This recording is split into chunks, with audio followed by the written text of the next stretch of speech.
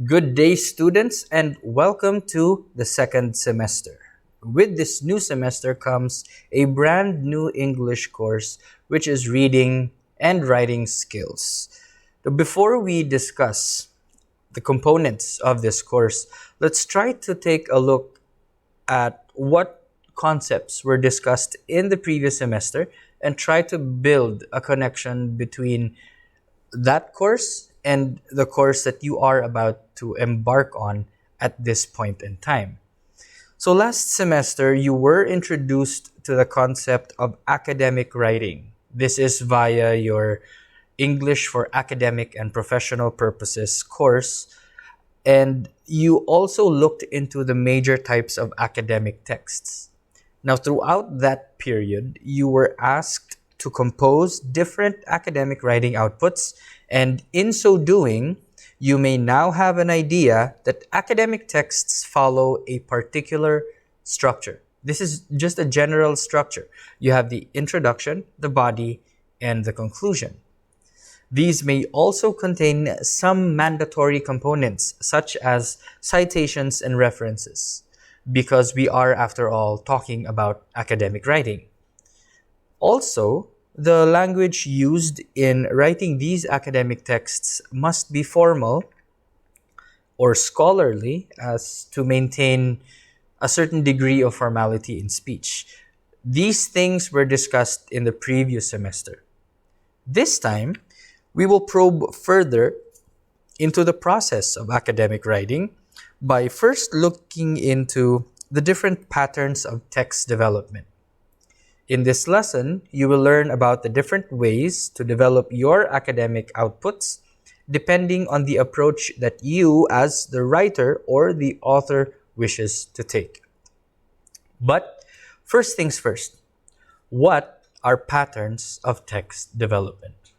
And to answer that question, good morning and welcome to Reading and Writing Skills Lesson 1, The Patterns of Developing Written Texts. In this lesson, we have the following objectives. So by the end of this lesson, you will be able to determine the purpose of text development patterns, differentiate the different patterns of text development, and pinpoint the unique characteristics of each pattern of text development. And we will do so by talking about the following things. We will focus on the patterns of text development, but we are going to discuss them one by one. And there are 8 patterns of text development. We have narration, description, exemplification, definition, classification, comparison and contrast, cause and effect, and lastly, we have problem solution. So let's begin. What are patterns of text development? Well, according to Lumen Learning, the patterns of text development are different ways of organizing and thinking about the contents in an essay, or specifically, in your case, an academic essay. These patterns are, in some way, taken from the common thinking patterns of people when they think about certain concepts. So these are not prescribed upon the writers. Instead, these formats, these patterns were taken from our normal thinking processes, our normal thinking procedure or method. The way we talk to other people on a daily basis, the way that we reason out or the way that we express our thoughts on a daily basis became the pattern for text development for academic writing. Now, there are 8 common patterns of text development, as was previously mentioned, and we are going to look into them one by one. Let's start with narration. So narration, from the root word to narrate, is a pattern of development which is focused on telling a story or an unfolding of events. And this requires the author of a text to arrange the elements of the paragraph or the essay in chronological order. And by chronological order, we mean from start to finish. Okay? That's because we are telling a story after all. Now, this type of approach is used heavily in literature because we do have short stories and novels in literature. But this may also be applied in academic writing, especially when the text is concerned with the development of a concept over the years or how an event has unfolded through time. For narrations, this is a tip basically. We usually use specific dates, signal words which indicate a sequence. Some examples would be first, second, third, or terms which denote duration. Before, years later, over the years, it begins, it is now, and etc. So these are just things that you can use when writing a narration paragraph. And to give you an example, here is a sample narrative paragraph. Now what you do, I'm not going to discuss this at length. What you do is you can pause this video and then read the sample paragraph and see where the signal words or where the specific dates are found in this sample paragraph. So moving on, we have description, or to describe. And description is a method of paragraph development where an author gives a characterization of a concept in the paragraph or essay. Basically, you're just describing the concept. You're not telling a story, you are describing it. And this approach is used when the topic requires the author to present a vivid picture of an event, an experience, a person, or a place. And how do we make a picture or a concept vivid? How do we help our readers visualize the concept, even without a material representation? Well, we use adjectives and adverbs. Okay, basic English concepts. An adjective is a word that describes a noun. Okay, and an adverb is a word that describes a verb, an action being done, or another adverb. So basically, these are describing words. And we use them to help our readers acquire a mental picture of the concept that we are discussing in the paragraph. So, to give you an example, what you do is you can pause the video and read through the paragraph and see how the author was able to create a vivid picture of an event. Okay, so let's move on to the third pattern, which is exemplification. To exemplify means that you are going to provide examples under a particular idea or topic. This is used heavily in academic writing, as it is often deemed important to provide examples for statements as a means of support for an argument or for a point of view. And I believe that you have discussed this, or you have encountered this at length in the previous semester, wherein your outlines contained examples, your statements, your arguments needed examples. And this is one example of an exemplification method of paragraph development. And what purpose do these examples give? Okay, these examples will help an author to prove that an idea or a topic exists, and in some cases to humanize the abstract concept. When we talk about, say, unconditional love is an abstract concept. But when we give an example of a person manifesting unconditional love for another person, then you have proven that it does exist, and at the same time, you have humanized an abstract concept. It now begins to take shape because of the example. And this is just a sample paragraph. I know it's very long, so again, you may pause the video so that you can read the paragraph carefully. Okay, so let's move on to the next type. We have definition.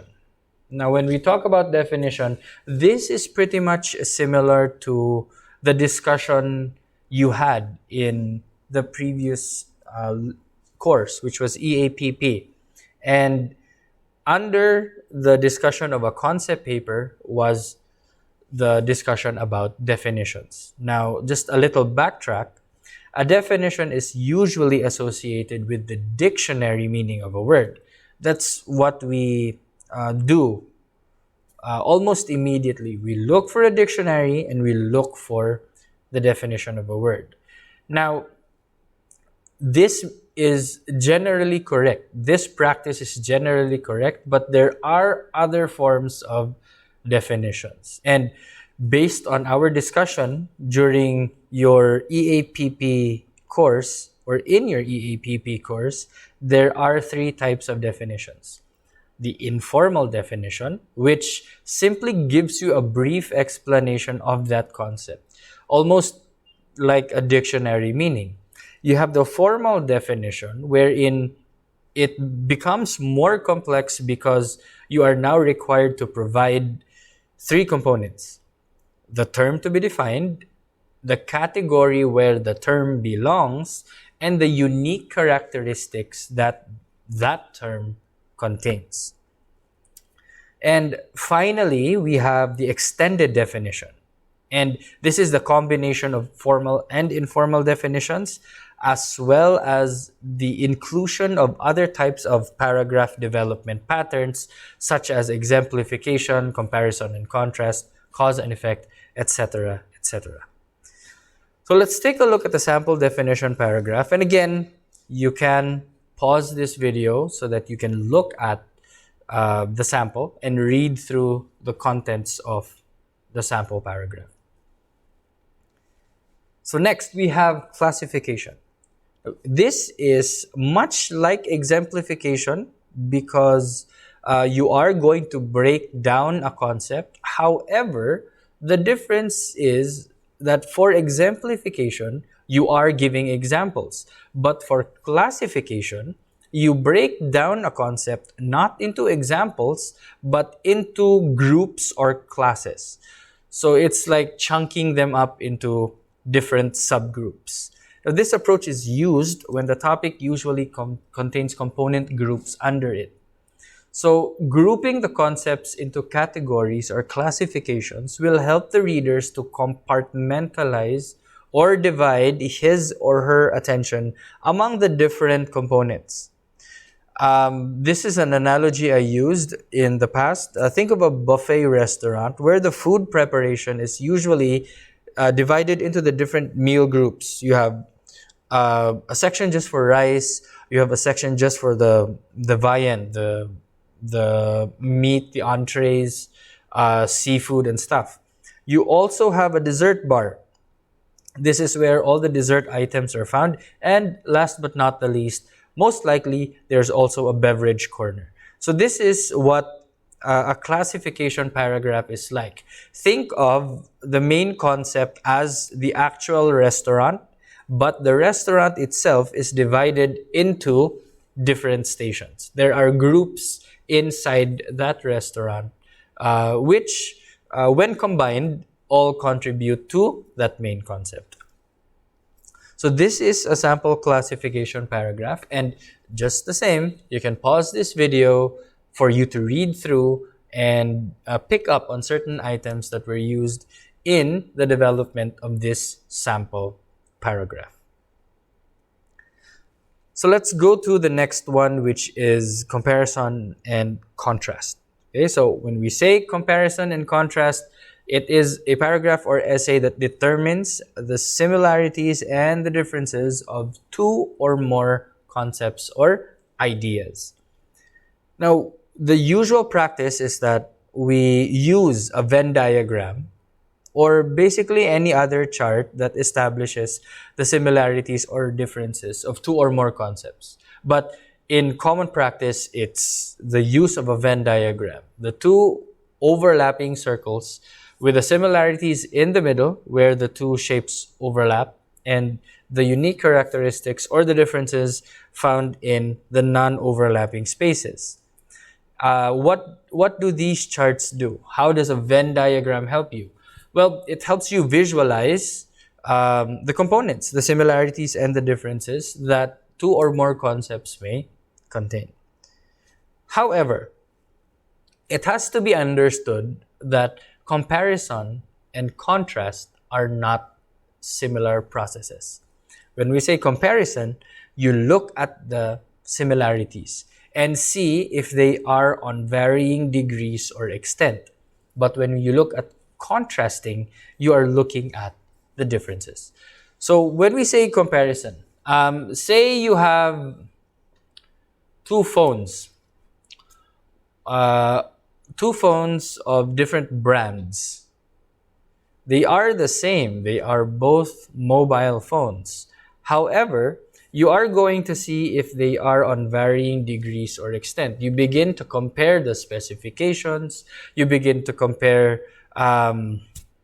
the overall feel, the look of the phone, the functionality of the phone, or even the price of the phone. And that's comparison. You're looking at the same things, but on varying degrees. You are looking at the specs, but see if there is a difference in the performance. You are looking at the price, but you see if one is cheaper than the other. You look at the overall feel of the phone and see if one is more aesthetically pleasing than the other. But when you contrast, you look at the differences. And by differences, we mean that one concept has this, but the other does not. Or there are unique characteristics to one concept, which the other does not. Say you're trying to contrast iOS to Android. Okay, I know that they're both operating systems, but there are certain aspects of iOS that is not found in Android, vice versa. So that is an example of contrasting. So to show an example of a comparison and contrast paragraph, here's a sample, and you know the drill. You can pause the video and see how the paragraph was developed. Now on to the second to the last method or pattern. This is cause and effect. Now, if a narration paragraph talks about a sequence of events from start to finish, a cause and effect paragraph talks about why an event happened and or what effects an event may have. Again, it could be a paragraph about the effects of an event or what caused the event. So remember that a cause and effect paragraph can present two things. As mentioned, you can give the causes to an event or the effects of an event. So to give you a sample, here is a paragraph, a cause and effect paragraph, and the cause is in red and the effect is in blue. Okay, so again, you can pause this video, see how the text or the paragraph was developed, and see whether it was written well, whether the cause really did pave the way to the effect, and if they match. Right, now last but definitely not the least, we have problem solution.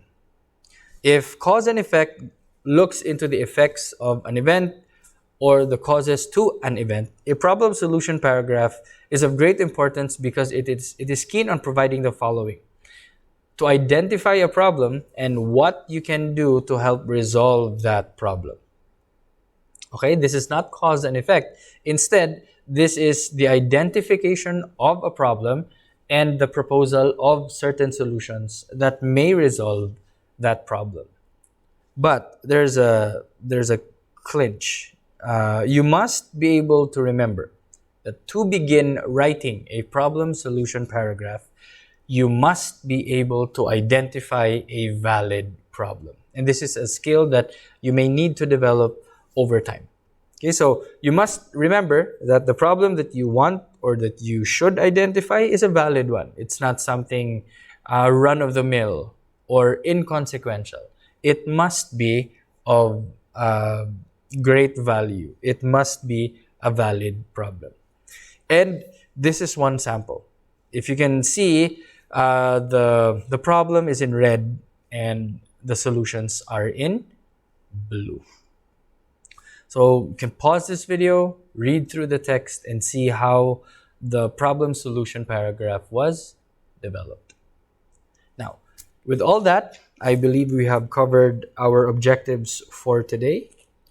And we are going to discuss this further in the next video, where we will be talking about the other components of an academic text, or basically just academic writing. Okay? For references, if you want to know where I got the information, you may refer to the following references. And you just click the link and it will take you directly to my external sources. So this has been Sir Dardar. Thank you very much for watching this video. See you in the next video. Class dismissed.